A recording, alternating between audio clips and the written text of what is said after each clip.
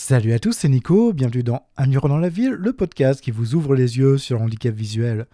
Aujourd'hui, un épisode assez particulier, potentiellement un peu difficile à écouter, potentiellement un peu difficile pour moi aussi à enregistrer. Je vais parler du moment où on perd la vue. Alors je parle pas du moment où on voit très très bien et on devient malvoyant, mais vraiment du moment où d'un coup on ne peut plus lire, on ne peut plus écrire, on ne peut plus faire grand chose avec ses yeux. En fait, ses yeux, ce moment où ils ne servent plus à rien, à part potentiellement nous embêter ou nous faire chier, on va le dire clairement.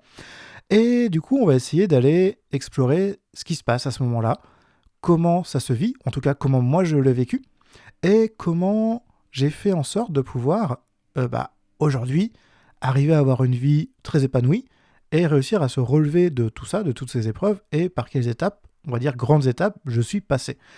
Ça n'a pas pour vocation à être un manuel à suivre le jour où vous perdez la vue, absolument pas, c'est une expérience, et j'espère bientôt avoir des interviews de personnes qui pourront nous parler de leur expérience de déficience visuelle, et donc du coup, surtout de leur vie et comment ils ont fait les choses. Alors déjà, pour remettre un petit peu de contexte, comment je voyais avant. Il faut savoir que je n'ai jamais bien vu. Je suis né malvoyant, et pour donner une ordre d'idée avec des chiffres, même si pour moi je trouve que ça ne sert à rien, acuité visuelle de 1/10 avec ma correction. Au départ, je suis fort myope, pas de soucis, pas d'atteinte sur le champ visuel. En gros, si je devais un peu résumer comment je voyais, à quelle distance je voyais les choses, c'est pas compliqué. Pour lire, en écriture 18, je pouvais lire à 10 cm. Voilà, plus petit, c'était collé au bout du nez. Pour ce qui est des choses loin, une plaque d'immatriculation à 1,50 m maximum, je pouvais la lire. Maximum, ça vous donne un ordre d'idée. Je voyais très bien les couleurs, je voyais quand même les obstacles. La nuit, c'était un peu compliqué parce que la définition, on va dire, j'étais un peu en... J'avais pas une télé 4K dans les yeux, quoi. C'était vraiment quelque chose de très, très, très, très basse résolution. Mais ça se faisait quand même. J'étais quand même en capacité de faire du vélo, j'ai fait du skateboard, j'ai fait plein de choses avec ce handicap visuel. En tout cas, je me suis jamais limité. C'est ça aussi le plus important, c'est de ne pas forcément se limiter. Donc, voilà. Ensuite, j'ai eu deux étapes. J'ai eu la perte sur l'œil gauche, où j'ai eu un décollement de rétine. Et en fait, ce qui s'est passé, c'est qu'il restait que mon œil droit qui fonctionnait, qui pouvait apporter des informations. Il faut savoir aussi que dans la façon dont j'utilisais mes yeux, la perte de mon œil gauche n'a pas eu beaucoup d'impact sur ma vision, en vrai, parce que d'un point de vue cerveau, on va dire ça comme ça, je sais pas comment trop le dire, je suis pas non plus médecin, hein, donc là-dessus, peut-être que certains d'entre vous pourront m'éclairer, mais je n'arrivais à voir que d'un seul œil à la fois. C'est-à-dire que dès que je ne regardais pas avec, par exemple, je regardais avec mon œil droit, l'œil gauche, la communication était coupée. Par contre, si je regardais avec mon œil gauche, l'œil droit, la communication était coupée. Donc du coup, j'ai toujours eu cette image que d'un côté ou d'autre, jamais les deux en même temps. Donc voilà, donc en vrai, la perte de l'œil gauche, ça va, il y en avait un deuxième qui fonctionnait toujours. Et ensuite, quand j'ai eu mes 25 ans, donc il y a environ maintenant bientôt 10 ans, une opération de la cataracte sur l'œil droit, derrière un choc à la tête, derrière décollement de rétine, plusieurs fois opéré, jamais réparé. Là-dessus, aucun souci. Aujourd'hui, maintenant, je peux en parler sans aucun souci. Donc c'est pour vous dire que j'ai connu un peu les deux choses. Et en plus, entre le moment où je me fais opérer de la cataracte et le moment où réellement il n'y a plus aucune option et plus de potentiel visuel sur mon œil droit, et j'ai quand même un espace où je revois super bien, où je suis en capacité sans lunettes d'avoir une acuité visuelle de 2/10. Je vous rappelle, j'étais à 1/10 corrigé. Donc vous voyez, je suis quand même passé par une étape où en plus je voyais mieux de loin. De près c'était pire, parce que ça là-dessus mon point de netteté a été reculé avec la cataracte, enfin l'opération du coup. Et ça m'a un peu embêté sur la lecture de près, alors qu'avant, je ne jurais que par ça, en fait. Je lisais tout de près. Et là, si je m'étais au même niveau, je ne pouvais pas lire sans avoir une loupe pour m'aider. Donc, dans tous les cas, même si j'avais gardé cette vision, ça aurait été un petit peu la merde à gérer parce qu'il y aurait eu beaucoup d'adaptations à faire. Donc, dans les deux cas, c'est pas évident, il y a des étapes à franchir. Donc, je résume. Donc, très malvoyant de naissance, perte de l'œil gauche à 18 ans, perte de l'œil droit à peu près 25 ans, et entre mes 25 et 27 ans, un petit potentiel visuel qui me permettait quand même de lire sur écran, zoomer très très fort, mais ça me permettait de lire quand même sur écran dans un petit trou, et ça m'a un peu empêché d'évoluer. Alors, Après tout ça, donc, il s'est passé quoi au moment où vraiment j'ai perdu la vue? Donc, c'est-à-dire il y a 10 ans. Parce qu'avant, moi, je ne considère pas que je voyais mal, vu que j'ai toujours vu comme ça. C'est compliqué de dire, je vois mal, oui, mais je ne sais pas ce que c'est que de bien voir. Donc, pour moi, mon bien voir, c'était ce que j'avais à la naissance. Ensuite, ce que j'ai dû faire. Déjà, énormément de colère contre moi-même, parce que le poteau, je l'ai pas vu alors que je voyais mieux. Hyper compliqué. Voilà, en plus, j'étais avec un de mes amis, lui non plus n'a pas vu le poteau, mais quand même, lui aussi s'en est voulu longtemps parce qu'il l'a pas vu alors qu'il voit quand même bien. Donc là-dessus, pas évident. Beaucoup de colère, beaucoup de dépression, surtout beaucoup d'espoir parce que je me dis, ah mais c'est bon, les opérations, ça va pouvoir le faire. Et c'est vrai que ça l'a pas fait. Ça a tenu un temps, mais à chaque fois, le décollement de rétine se recréait à nouveau. Donc, on fait quoi dans ces cas-là? Moi, du coup, pour remettre dans un peu des dates, donc fin 2015, premier décollement de rétine au mois de décembre. Moi, direct, étant donné que j'en ai eu un à l'œil gauche, à l'œil droit, quand j'ai eu ce petit souci, effectivement, je me suis dit, c'est bon, je sais ce que c'est, décollement de rétine, pas de panique, ça se répare, même si je sais que ça peut ne pas fonctionner. Et dans ma tête, ça se répare. Mois de décembre 2015 se passe. À la fin du mois de janvier, c'est là où je vois le mieux. Et pas de bol, un micro-choc chez moi sur une poignée de fenêtre fait que dans le premier décollement qui a été réparé, j'ai eu un second décollement. Mais quand je vous dis un micro-choc, c'est un micro-choc. Réopération, pas de bol, à ce moment-là, on remet du gaz dans l'œil, hypertension intracrânienne qui vient genre 3 jours après l'opération. Franchement horrible. Ensuite, derrière, chez moi, je voyais plus rien. Je vais aux toilettes, la porte s'était réouverte. Je me la prends pleine face, paf, redécollement de rétine, là où la rétine n'était pas tenue. Donc vraiment, je les ai enchaînés. Là-dessus, franchement, énormément de colère. Vraiment la colère, l'injustice, parce que je dis, mais c'est dégueulasse que tout ça m'arrive alors qu'en vrai, je ne le mérite pas. Et une fois passé ça, une fois passé cette colère qui peut durer longtemps, qui peut durer quelques semaines, quelques mois, quelques années, en vrai là-dessus, on est tous différents. Et j'ai envie de dire que des fois, il y a des états où on y revient. Et bien du coup, une fois passé ça, il se passe quoi? Donc là, on est dans l'année 2016. J'ai une personne qui est très bien là où j'étais hospitalisé à Tours, qui me parle du CRBV de Ballon-Miré qui se trouve à côté de Tours. Et j'ai une autre personne, c'était à l'école de chien guide de Paris parce que j'ai refusé la canne blanche. Donc, croyez-moi, c'est tout à fait normal que quand on perd la vue, à un moment donné, il y a une époque où la canne blanche, on l'accepte pas. Et moi, j'avais tendance à ne pas l'accepter. C'est-à-dire que par exemple, quand j'avais avec des amis, on allait faire des courses dans le supermarché à côté de chez moi, et la canne blanche, elle restait dans la voiture. Pour moi, c'était impossible dans ma tête de paraître diminué, et c'était vraiment ça, c'est ce côté, diminuer devant les autres, vraiment mettre mon handicap en avant, et pour moi, c'était impossible à faire ça en 2016. Mais du coup, l'école de Chainville me parle de Sainte-Marie, qui est un centre de rééducation qui se trouve à Paris, et je fais des petits rendez-vous à la fois à Ballon-Miré et à la fois à Paris. Et Ballon-Miré étant sur une hospitalisation 2 jours, et habitant Orléans, ça veut dire que c'est des allers-retours quasiment tous les jours. C'est 1h15, 1h20 de route aller et retour. Pour des fois 1 heure à 2 heures de rééducation, le temps de trajet est trop fatigant pour moi. Donc j'essaie d'aller à Sainte-Marie en hospitalisation complète. Et là, on part pour 3 mois de rééducation. Donc 3 mois où on réapprend à, je vais pas vous dire manger parce que ça allait, mais on apprend à faire certains gestes de la vie quotidienne, à utiliser son téléphone, à faire plein de choses surtout sans les yeux. Et une fois qu'on a fait ça, donc ces 3 mois qui sont très longs pour moi, très difficiles, parce qu'il faut se dire qu'à ce moment-là, j'ai 26 ans. Et dans ce genre d'endroit, la moyenne d'âge, c'est pas 26 ans. On est plutôt proche du 50-60 ans. Parce que la déficience visuelle, même s'il y a beaucoup de jeunes, ça reste quand même des choses qui arrivent aux personnes âgées. Et c'est vrai qu'on n'est pas sur la même dynamique entre une personne qui a 60 ans, qui de toute façon avait être, soit si elle travaillait, avait être en mise en retraite pour invalider des choses comme ça, et moi qui ai 26 ans, où j'ai toute la vie devant moi, des fois on se heurte à des institutions qui n'ont pas l'habitude de ça, ou qui ont l'habitude mais qui l'oublient trop, en fait, que c'est pas parce qu'on voit pas, qu'on n'a pas d'ambition, qu'on n'a pas envie de faire des choses, qu'on n'a pas envie d'être autonome. Et pour moi, c'était hyper important, cette autonomie. Et c'est ce qui m'a un peu porté de réussir à déjà comprendre mon handicap, comprendre ce que je pouvais faire, essayer de mettre en place des choses qui sont aussi pérennes. Parce que croyez-moi, dans tout ce que j'ai vu en rééducation, il y a énormément de choses que je n'ai pas retenues parce que j'en ai pas besoin. En fait, j'ai fait le tri dans toutes les techniques Et après, bah voilà, aujourd'hui, je suis autonome, je fais quasiment tout seul.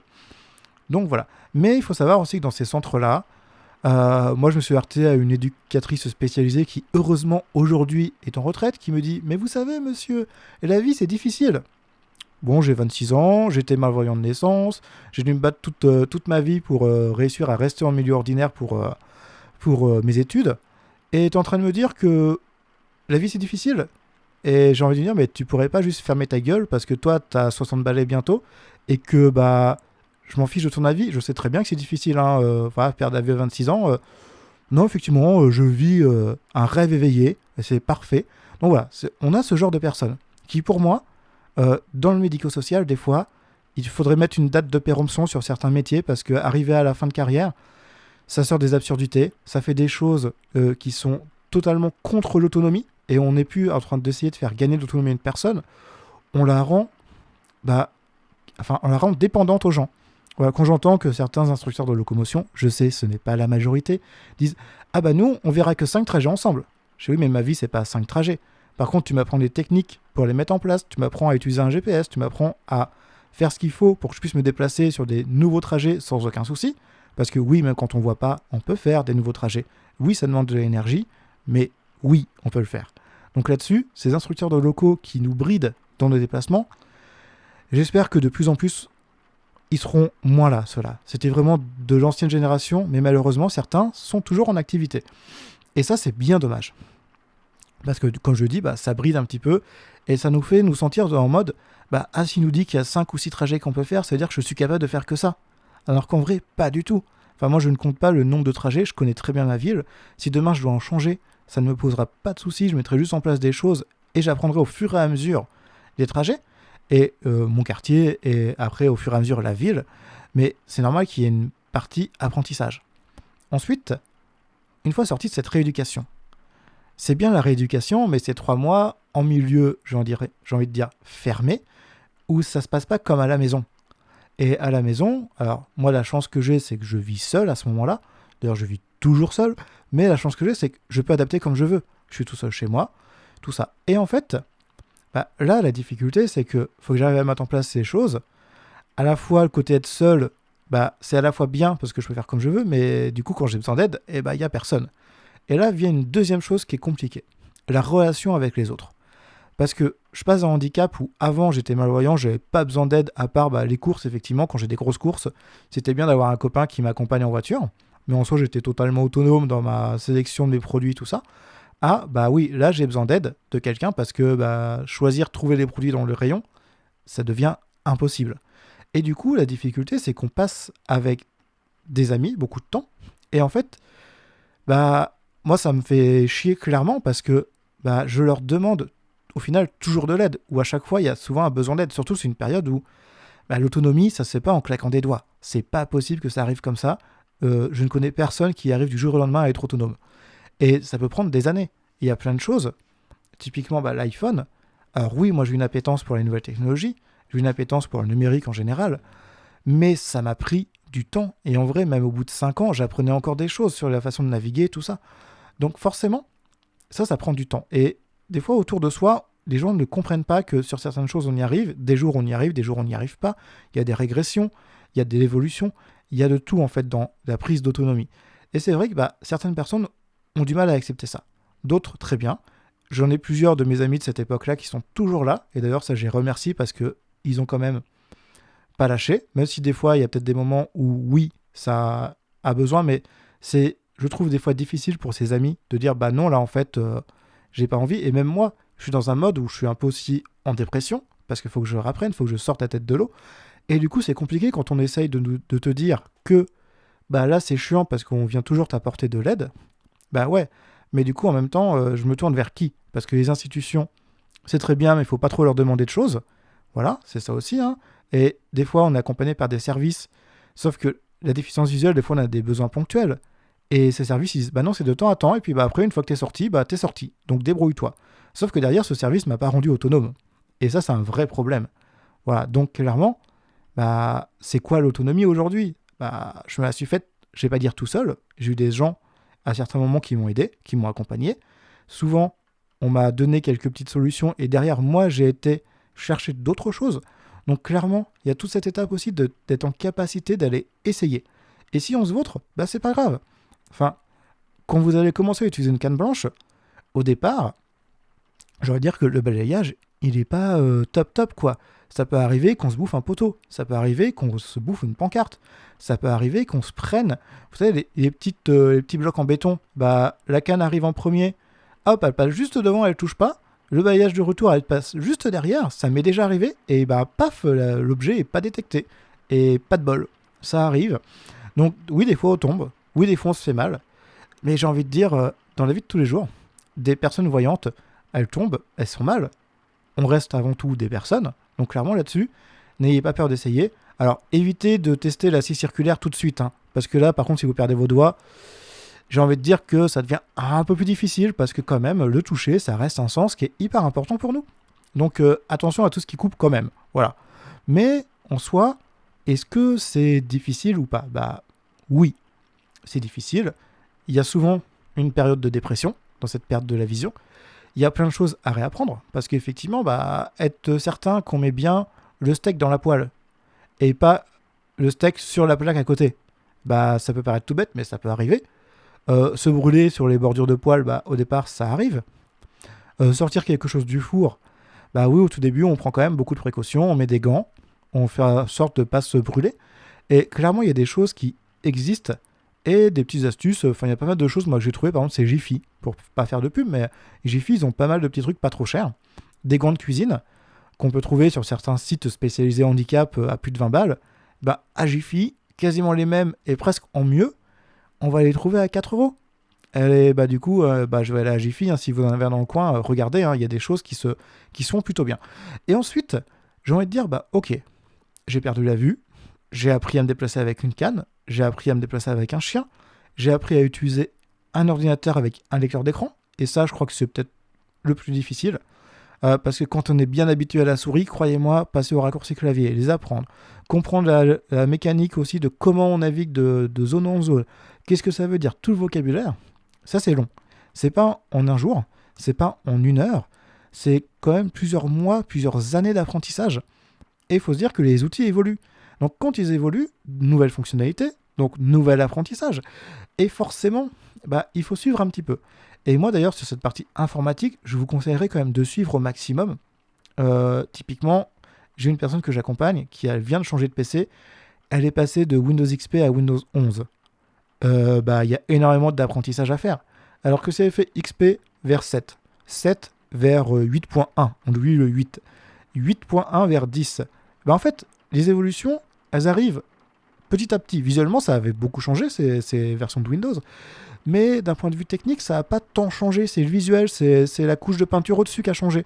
Derrière, une voiture, vous prenez la même, elle est blanche, vous la repeignez en bleu. En vrai, ça ne va pas changer grand-chose, ça reste une voiture. L'ordinateur, c'est un peu pareil. Beaucoup de choses restent identiques. Mais si on passe d'une version d'il y a 20 ans à une version d'aujourd'hui, il y a énormément de changements. Voilà, c'est quand même des choses à prendre en compte. Et ensuite, j'ai envie de dire que, une fois passé tout ça, l'informatique, la locomotion, la cuisine, et en fait, quand on a fait ces 3 grandes choses, on a quasiment tout fait. Parce que l'informatique, ça vous aide à quoi aujourd'hui ? À faire vos courses en ligne sur votre téléphone, par exemple, à commander un taxi, à payer votre billet de train, à faire quoi d'autre ? À faire des commandes sur des sites de livraison à domicile. Enfin, typiquement, tout ce qui est e-commerce, Cdiscount, Amazon, Fnac, Boulanger. Même si c'est des sites qui, des fois, sont pas très, très accessibles, ça reste souvent utilisable. Et quand vous avez appris les bonnes techniques de navigation sur Internet, ça passe plutôt bien. Et une fois que vous avez fait tout ça, en vrai, aujourd'hui, on se débrouille plutôt bien avec ça. Et ce qui compte, je veux le dire, c'est savoir où est-ce que j'investis mon temps. Ah si, j'ai investi du temps sur une chose. Une petite psychothérapie. Ça peut être très très bien pour avoir quelqu'un à qui parler. Ça, je le conseille à toute personne pour qui la perte de vision est compliquée, difficile, et même si c'est pas juste la perte de vision, mais là c'est dans le thème d'aujourd'hui, allez voir un psy. En vrai, ça fait du bien de pouvoir parler à une personne qui, elle est là pendant la séance. C'est pas non plus nos proches, c'est pas non plus nos amis. Donc forcément, ça peut aider de pouvoir évacuer certaines choses. Et d'avoir un regard neuf aussi sur notre situation. Et clairement, ça c'est plutôt bien. Après, il faut aussi savoir bien s'entourer avec les personnes qui comprennent votre handicap et qui acceptent ça. Parce que j'ai remarqué aussi que l'entourage a du mal à accepter la perte d'autonomie qu'on peut avoir. Même si derrière, on en retrouve d'autres. Moi, aujourd'hui, au final, je fais quasiment tout seul. Le seul problème que j'ai, c'est quand je reçois un courrier avec un formulaire à remplir dessus, bah là, j'ai besoin d'aide. Voilà, le formulaire papier, je ne peux pas le remplir. Souvent, on demande de le remplir et de le renvoyer. Je ne peux pas le remplir tout seul. Voilà. Quand j'ai un formulaire sur Internet qui n'est pas accessible, j'ai besoin d'aide. Effectivement, ça avant, je n'avais pas forcément besoin. Par contre, où ça ne change pas, quand j'ai besoin de me déplacer à un endroit où il faut forcément une voiture, c'est toujours le même problème qu'avant, ça n'a pas changé. Donc voilà, et surtout qu'on peut faire des choses quand on ne voit pas, même quand on voit mal, c'est juste qu'il faut d'abord accepter de travailler sur soi-même pour compenser notre handicap et faire avec. Et une fois qu'on a ça, une fois qu'on arrive à compenser, à faire les choses, du coup, et une fois qu'on a même les bonnes bases, on peut construire quasiment ce qu'on veut et on peut venir en aide aux gens. Enfin, moi, j'ai beaucoup de personnes en qui je viens en aide et des personnes qui n'ont pas de handicap. Donc, du coup, c'est que c'est possible. C'est possible de faire plein de choses. Donc, voilà. Donc, j'espère que, en tout cas, cet épisode vous aura donné envie pour ceux qui sont dans le même cas que moi, ceux qui traversent cette situation, ou ceux qui sont encore en plein dedans. C'est un petit message d'espoir aussi pour vous dire que, en arrivant, en mettant les choses en place, on peut réussir à évoluer gentiment. C'est pas évident des fois de trouver des ressources. En plus, ça, d'un point de vue de territoire, certains territoires sont moins bien lotis que d'autres. Et donc, du coup, ça peut être moins évident pour certains. Par contre, on peut faire les choses. On peut réussir. Et c'est ce message que je veux vous transmettre aujourd'hui. Oui, on perd la vue. Mais non, on ne devient pas des personnes qui sont incapables de faire les choses. C'est juste que ça demande du temps. Et il faut le prendre. Donc, si vous avez aimé cet épisode, si vous connaissez quelqu'un qui aurait besoin d'entendre ces petits messages d'espoir, n'hésitez pas à partager le contenu.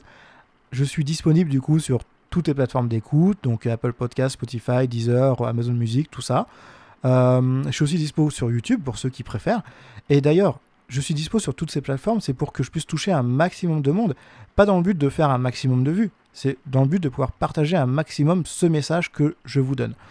Et clairement, ça c'est important de se le dire, certaines personnes vont préférer YouTube, certaines personnes vont préférer Spotify, d'autres Apple Podcasts, d'autres le site internet. Donc là-dessus, allez-y, ne vous inquiétez pas, ça restera toujours dispo sur tout ça. Ensuite, pareil, si vous voulez participer à l'émission, si vous voulez que j'aborde un thème spécifique, n'hésitez pas à m'envoyer un email à l'adresse nicolas@unmirodanslaville.fr.